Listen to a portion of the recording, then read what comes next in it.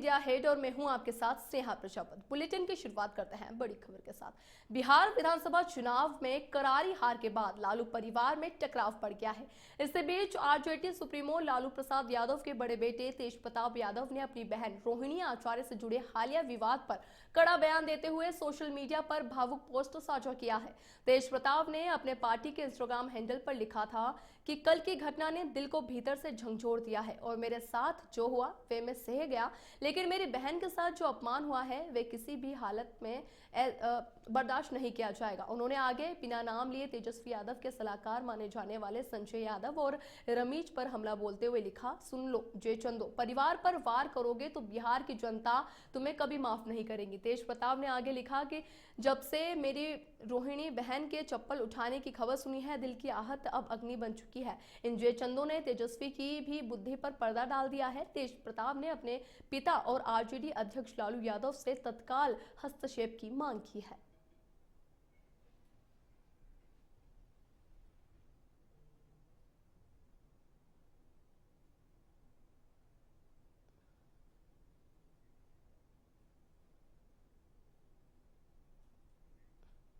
राज्य सरकार ने 1989 बेंच का आईएएस अफसर वी श्रीनिवास को राजस्थान का नया मुख्य सचिव बनाया है।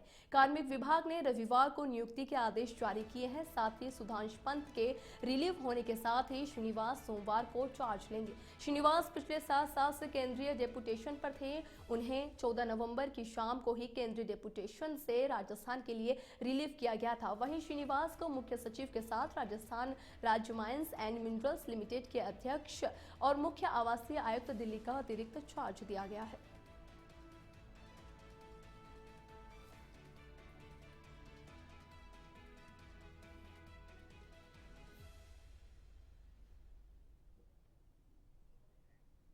जोधपुर से बालेसर के बीच कल सुबह बड़ा सड़क हादसा हो गया, जिसमें 6 लोगों की मौत हो गई और 14 लोग घायल हो गए।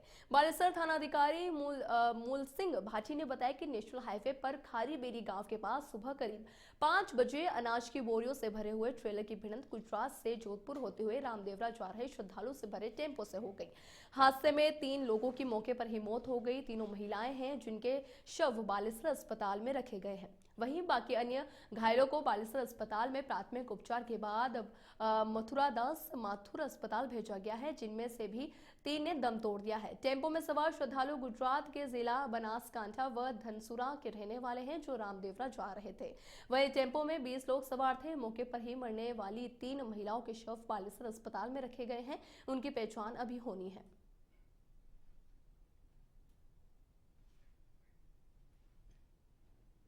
आज सुबह करीब 7 बजे सूचना आई थी कि आगोले के बाद कोई बस एक टेम्पो और ट्रक में एक्सीडेंट हुआ है, जिसमें करीब हमारे पास अभी टोटल 17 मरीज आए, जिसमें से 3 ब्रॉड डेड थे और 14 मरीजों का इलाज चल रहा है, जिसमें से एक पेशेंट इंटूबेट हुई है जो थोड़ी सिक है। उसके अलावा एक के एब्डोमेन इंजरी है, एक के चेस्ट इंजरी है, एक के हेड इंजरी है। बाकी ऐसे स्टेबल है, वाइटल स्टेबल है।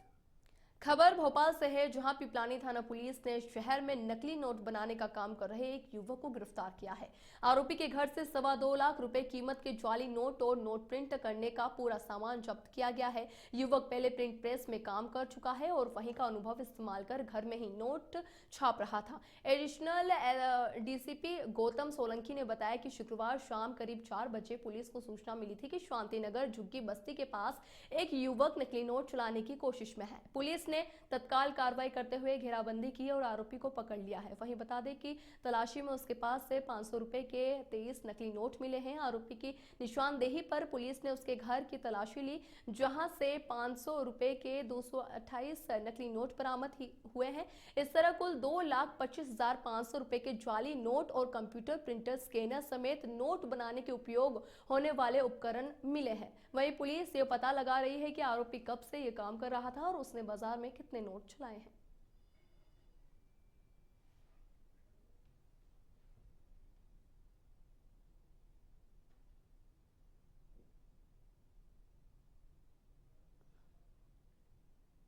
पलवल जिला कांग्रेस कार्यालय में आयोजित बैठक में 19 नवंबर को होने वाले वोट चोर गद्दी छोड़ अभियान के तहत जिला स्तरीय विरोध प्रदर्शन की तैयारियों पर चर्चा की गई।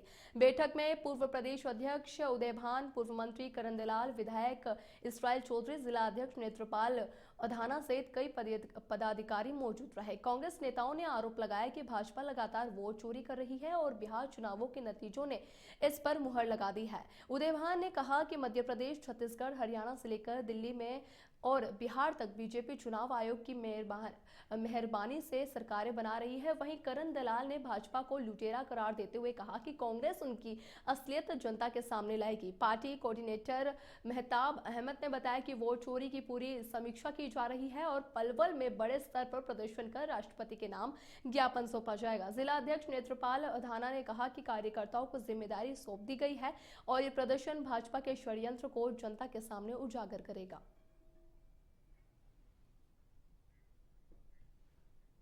आने वाली 19 तारीख को जिला कांग्रेस मुख्यालय पर एक बड़ा प्रदर्शन वोट चोरी के ऊपर करने जा रहे हैं, जिसमें प्रदेश अध्यक्ष राव नरेंद्र जी, प्रभारी वी.के. हरिप्रसाद जी, सह प्रभारी जितेंद्र बघेल जी और हमारे पलवल जिले के सभी कार्यकर्ता और एमएलए उसमें शामिल रहेंगे। उसी के मद्देनजर रखते हुए ये मीटिंग का आयोजन किया गया और आज की मीटिंग के कन्वीनर कोऑर्डिनेशन के लिए हमारे मेहताब अहमद साहब यहाँ पर आए हुए हैं। उसी सिलसिले में आज ये मीटिंग का आयोजन किया गया है। आज हमारा वोट चोर गद्दी छोड़ अभियान के तहत सभी जिला हेडक्वार्टर्स पर हमारे धरना प्रदर्शन और जनसभाएं होनी है। 19 तारीख को 11 बजे गुजर भवन में सभी कांग्रेसजन इकट्ठे होंगे और अपनी जनसभा करने के बाद उपायुक्त को हम अपना ज्ञापन सौंपेंगे। वोट चोर गद्दी छोड़ के अभियान के तहत ये प्रोग्राम है। हमारे प्रदेश अध्यक्ष राव नरेंद्र, हमारे प्रभारी वी.के. हरिप्रसाद जी, जितेंद्र बघेल जी और अन्य नेतागण उसमें पधारने की हम उम्मीद रखते हैं। भाजपा के लुटेरों ने पहले हरियाणा लूटा, भाजपा के लुटेरों ने अब बिहार को लूटा है और इनकी लूट को देखते हुए हमें 70 के दशक का मनोज कुमार की फिल्म का एक गीत याद आता है कि ना इज्जत की चिंता, ना फिक्र किसी अपमान की, जय बोलो बेईमान।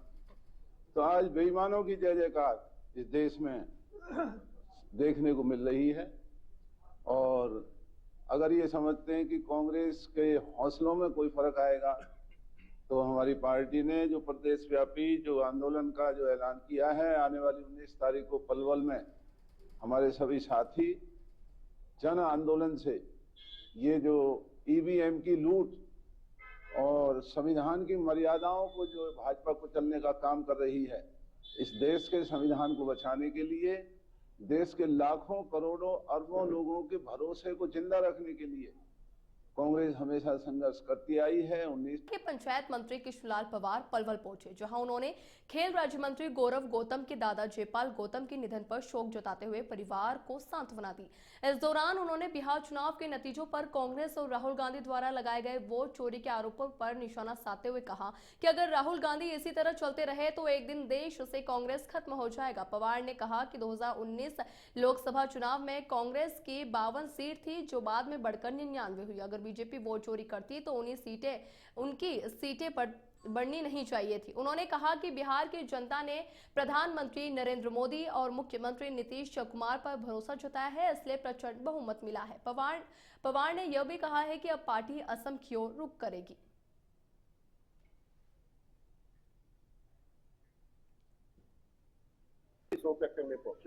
गौरव गौतम जो मेरे साथ में मंत्री है माननीय नायब सरकार में, उनके दादा, उनका नाम है जयपाल गौतम जी, मैं उनको श्रद्धांजलि देने के लिए आया था। बहुत सौभाग्यशाली हैं जो 105 वर्ष के थे। तो ऐसे महान पुरुष जैसे परिवार के लोगों ने बताया कि उन्हें 7 पीढ़ियां देख ली, तो ऐसे महान पुरुष जो बीच में जाए, तो वैसे तो परिवार का कितनी उम्र का कोई व्यक्ति जाए महसूस तो होता है, लेकिन इतनी उम्र लेकर जाए तो उसमें परिवार के लोग उसमें ज्यादा फील नहीं करते। जबकि 19 तारीख को पूरे इलाके का भंडारा परिवार ने रखा है, तो ऐसी महान आत्मा के प्रति उनको मैं नमन करता हूँ। परम पिता परमात्मा से प्रार्थना करता हूँ कि हरियाणा के राज्यपाल प्रोफेसर असीम घोष ने अपनी धर्मपत्नी के साथ कुरुक्षेत्र स्थित शक्तिपीठ मां भद्रकाली मंदिर में पूजा अर्चना की और प्रदेश वासियों की सुख समृद्धि की कामना की। राज्यपाल ने मंदिर कमेटी को 1 लाख रुपए दान में भी प्रदान किए हैं। उन्होंने कहा कि शक्तिपीठ दर्शन उनके लिए सौभाग्य की बात है और वे पूरे हरियाणा की शांति, समृद्धि और कल्याण की प्रार्थना करते हैं।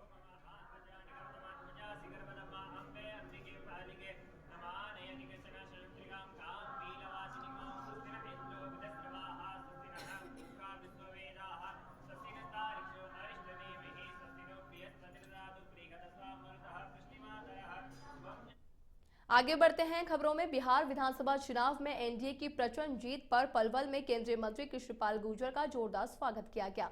होडल क्षेत्र के लोगों ने उन्हें और पूर्व मंत्री चौधरी हर्ष कुमार को फूलों का गुलदस्ता देकर सम्मानित किया। केंद्रीय मंत्री कृष्णपाल गुर्जर ने कहा कि बिहार के लोगों ने प्रधानमंत्री नरेंद्र मोदी और मुख्यमंत्री नीतीश कुमार पर भरोसा जताया है और विकास को चुना है, इसलिए वह बिहार की जनता और एनडीए के सभी उम्मीदवारों को इस प्रचंड बहुमत की बधाई देते हैं। उन्होंने लालू यादव के समय के जंगल राज का जिक्र करते हुए कहा कि अब बिहार की बहन बेटियां सुरक्षित हैं और जनता 24 घंटे सड़कों पर आ जा सकती है। साथ ही उन्होंने तेजस्वी यादव और राहुल गांधी पर भी निशाना साधते हुए कहा कि जनता ने उन्हें बेवकूफ बनाने की कोशिशों का जवाब दिया है और बिहार ने स्पष्ट संदेश दिया है कि इस मौके पर जितेंद्र गर्ग, पूर्व सरपंच, राज्यपाल और सैकड़ों ग्रामीण भी मौजूद रहे। बहुमत नहीं, प्रचंड बहुमत की तरफ, और ये मोदी जी और नीतीश जी के ऊपर विकास और सुशासन की जीत है। पिछले 11 सालों में बिहार में जो विकास की बहार आई है, कानून का राज लोगों ने देखा है, जंगल राज समाप्त हुआ है, तो ये उसकी जीत है। लोगों ने उस काम पर मोहर। संगरूर के उपमंडल मुनक के गांव देहला सिहा में एक छोटे पारिवारिक विवाद ने बड़े संघर्ष का रूप ले लिया है। गगदीप कौर, जो अपने पति की मौत के बाद ससुराल में रह रही थी और उनके ससुराल वालों के बीच मकान के कब्जे को लेकर विवाद हुआ। कल जब गांव वालों ने उनका समर्थन करते हुए कमरे पर कब्जा दिलाया तो ससुराल वालों की शिकायत पर बड़ी संख्या में पुलिस पहुंची और गांव में वर्तमान और पूर्व सरपंच समेत कई लोगों को गिरफ्तार किया गया। ग्रामीणों ने पुलिस वाहनों को घेरकर गिरफ्तार लोगों को छुड़ा लिया। वहीं पुलिस ने बाद में दर्जनों अज्ञात लोगों के खिलाफ 2 मामले दर्ज किए हैं। इस दौरान गांव में तनावपूर्ण माहौल बना रहा और पीकेयू सिद्धपुर ने ग्रामीणों का समर्थन किया।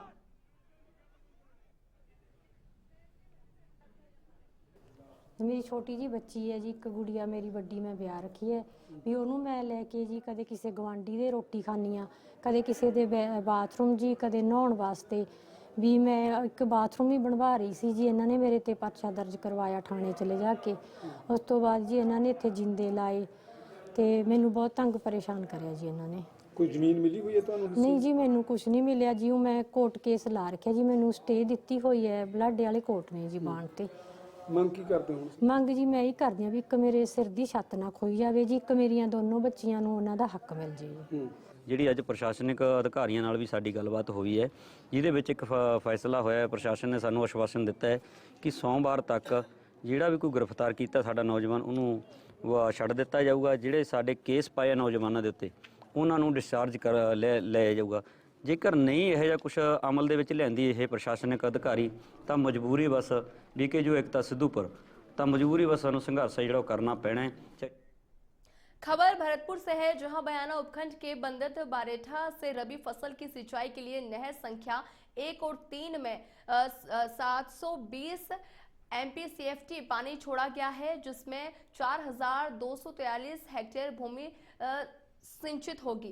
वहीं परियोजना अध्यक्ष नाहर सिंह, AN दशरथ सिंह और JN रूपचंद ने पूजा अर्चना के बाद नहरों में पानी छोड़ा। फिलहाल नहर 2 में किसानों की मांग नहीं होने के कारण पानी नहीं छोड़ा गया। साथ ही जल संसाधन विभाग ने अनुसंधान बांध में उपलब्ध 1650 MCFT पानी में से 720 MCFT सिंचाई के लिए और 414 MCFT भरतपुर पेयजल के लिए सुरक्षित रखा गया है। नहरों की सफाई और पानी चोरी रोकने के लिए श्रमिक तैनात किए गए हैं और माइनर तोड़ने वालों पर FIR दर्ज कर सख्त कार्रवाई की जाएगी।